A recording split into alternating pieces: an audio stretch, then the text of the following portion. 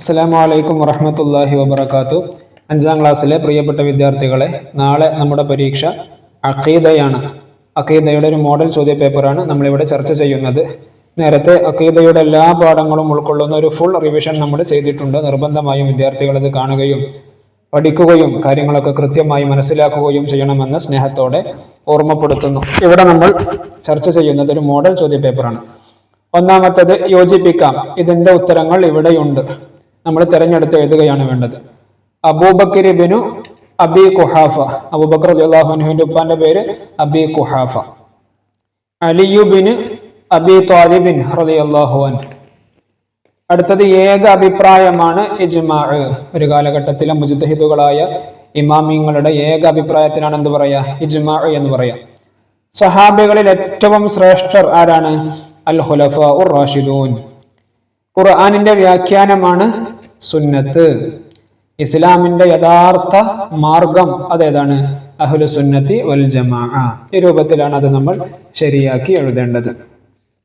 അടുത്തത് പൂർത്തിയാക്കാം. പരിശുദ്ധ ഖുർആനാണ് നബി സല്ലല്ലാഹു അലൈഹി വസല്ലമ തങ്ങളുടെ ഏറ്റവും വലിയ മുഅ്ജിസത്ത്. അള്ളാഹുവിന്റെ അടുക്കൽ സ്വീകാര്യമായ മതം അത് ഇസ്ലാമാണ്. എന്റെ വലിയനോട് ആരെങ്കിലും ശത്രുത കാണിച്ചാൽ അവനോട് ഞാൻ യുദ്ധം പ്രഖ്യാപിച്ചിരിക്കുന്നു എന്ന് അല്ലാഹു തആല പറഞ്ഞു. നബി സല്ലല്ലാഹു അലൈഹി വസല്ലമ തങ്ങൾ വഫാത്താകുമ്പോൾ 1,00,000-ൽ പരം സഹാബികൾ ഉണ്ടായിരുന്നു. ഇനി അടുത്തത് വ്യക്തമാക്കാം. ആരാണ് സഹാബി?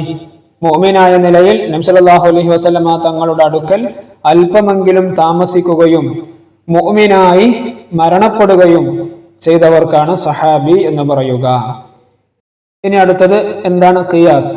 ഖിയാസ് എന്ന് പറഞ്ഞാൽ നമ്മൾ 6ാമത്തെ പാഠം അഹ്ലു സുന്നത്തി വൽ ജമാഅ എന്നുള്ള പാഠത്തിൽ നമ്മൾ പറഞ്ഞിട്ടുണ്ട്.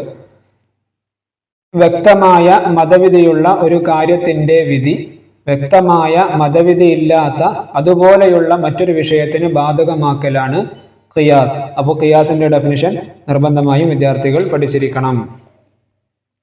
ഇനി അടുത്തത് ദുആ. എന്താണ് ദുആ എന്ന് പറഞ്ഞാല്? ദുആ എന്നുള്ള പാഠത്തിൽ നമ്മൾ അതിന്റെ ഡെഫിനിഷൻ പറഞ്ഞിട്ടുണ്ട്. ആരാധ്യൻ എന്ന വിശ്വാസത്തോടെ അള്ളാഹുവിനോട് നടത്തുന്ന സഹായാർത്ഥനയാണ് ദുആ. അപ്പൊ ഇതിന്റെയൊക്കെ ഡെഫിനിഷനുകൾ നിർബന്ധമായും വിദ്യാർത്ഥികൾ പഠിച്ചിരിക്കണം. ഇനി അടുത്തത് അശ്ശിർക്കു. നമ്മൾ ഷിർക്കും തൗഹീദും എല്ലാം പറഞ്ഞിരുന്നു. ഇവിടെ നമ്മൾ പറഞ്ഞിട്ടുണ്ട്. എന്താണ് ഷിർക്ക് എന്ന് പറഞ്ഞാല്? അള്ളാഹു അല്ലാതെ ഇബാദത്തിന് അർഹനായി മറ്റൊരാളുണ്ടെന്ന വിശ്വാസമാണ് ഷിർക്ക്. അപ്പോൾ ഖിയാസ്, ദുആ, ഷിർക്ക്. ഇവിടെ മുഅ്ജിസത്ത്. എന്താണ് മുഅ്ജിസത്ത് എന്ന് പറഞ്ഞാല്? മുഅ്ജിസത്ത് എന്ന് പറഞ്ഞാൽ ഏതാ? അള്ളാഹുവിന്റെ നബിമാർ അല്ലെ, അവർ അള്ളാഹുവിന്റെ ദൂതരാണെന്ന് സമൂഹത്തെ ബോധ്യപ്പെടുത്താൻ അവർക്ക് അള്ളാഹു നൽകുന്ന അസാധാരണ സംഭവങ്ങളാണ് മുഅ്ജിസത്ത്. അപ്പോൾ നിർബന്ധമായും ഈ ഖിയാസ്, അതുപോലെ ദുആ, മുഅ്ജിസത്ത്, ഷിർക്ക് ഇതിന്റെ എല്ലാം ഡെഫിനിഷൻ വിദ്യാർത്ഥികൾ പഠിച്ചിരിക്കണം. ഇനി അടുത്തത് ഉത്തരം പറയാം. അള്ളാഹു ഏകനാണ്. എന്തിലെല്ലാം? ദാത്തിലും സിഫാത്തിലും അഫ്ആലിലും അള്ളാഹു ഏകനാണ്. അടുത്തത് അംബിയാ മുർസലുകൾ എന്ന് പറയുന്നത് ആർക്കാണ്? അള്ളാഹുവിന്റെ സന്ദേശം ജനങ്ങൾക്ക് കൈമാറാൻ അള്ളാഹു തെരഞ്ഞെടുത്ത ദൂതന്മാരാണ് അംബിയാ മുർസലുകൾ. ഇനി അടുത്തത് തീ ഇബ്രാഹിം നബിക്ക് നൽകിയത് എന്തായിരുന്നു? ചൂടിന് പകരം തണുപ്പും സ്വസ്ഥതയും സമാധാനവുമായിരുന്നു തീ ഇബ്രാഹിം നബി അലൈഹി സ്വലാമിന് നൽകിയത്. നമ്മൾ മുഅ്ജിസത്ത് എന്നുള്ള പാഠത്തിലാണ് ഇത് രണ്ടും പറഞ്ഞിട്ടുള്ളത്. അടുത്തത് നബി സല്ലല്ലാഹു അലൈഹി വസല്ലമയുടെ സമുദായത്തിൽ നരകത്തിലല്ലാത്ത ഒരു വിഭാഗം ഏതാണ്? അത് അഹ്ലു സുന്നത്തി വൽ ജമാഅ, അവരാണ്. ഇനി അർത്ഥം എഴുതുക. അലാ ഇന്ന ഔലിയാ അല്ലാഹി ലാ ഖൗഫുൻ അലൈഹിം വലാ ഹും യഹ്സനൂൻ. അലാ, അറിയണേ, ഇന്ന ഔലിയാ അല്ലാഹി, തീർച്ചയായും അല്ലാഹുവിന്റെ ഔലിയാക്കൾ, ലാ ഖൗഫുൻ അലൈഹിം വലാ ഹും യഹ്സനൂൻ, അവർക്ക് യാതൊരുവിധ ഭയവും ദുഃഖവും അവർക്കുണ്ടാകില്ല. ഇതാണ് അതിന്റെ അർത്ഥം.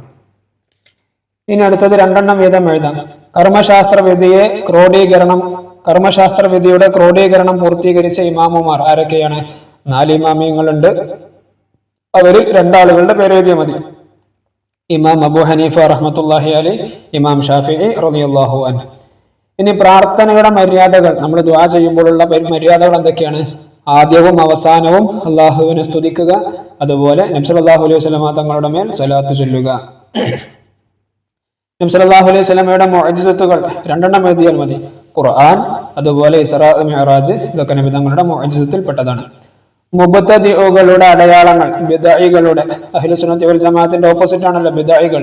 അവരുടെ അടയാളങ്ങൾ എന്തൊക്കെയാ? തറാവീഹ് 20 റക്അത്ത് എന്നുള്ളത് അനാചാരമാണെന്ന് പറയുക, എന്നിട്ട് 8 റക്അത്ത് നിസ്കരിക്കുക. അതുപോലെ ഖുർആൻ ഹദീസൊക്കെ സ്വന്തമായി വ്യാഖ്യാനിക്കുക, ഇതൊക്കെ അവരുടെ അടയാളങ്ങളാണ്. പൂരിപ്പിക്കാം, എന്റെ സഹാബത്ത് നക്ഷത്ര തുല്യരാണ്, അവരിൽ ആരെ പിൻപറ്റിയാലും നിങ്ങൾ സന്മാർഗം പ്രാപിച്ചവരാകും എന്ന് നബി സല്ലല്ലാഹു അലൈഹി വസല്ലമ പറഞ്ഞിരിക്കുന്നു. അപ്പോൾ ഇതാണ് 5ാം ക്ലാസ്സിലെ അഖീദയുടെ ഒരു മോഡൽ ചോദ്യ പേപ്പർ. വിദ്യാർത്ഥികൾ നല്ല രൂപത്തിൽ പഠിക്കുക. അള്ളാഹു എല്ലാവർക്കും നല്ല വിജയം നൽകട്ടെ. അസ്സലാമു അലൈക്കും വറഹ്മത്തുള്ളാഹി വബറകാതുഹു.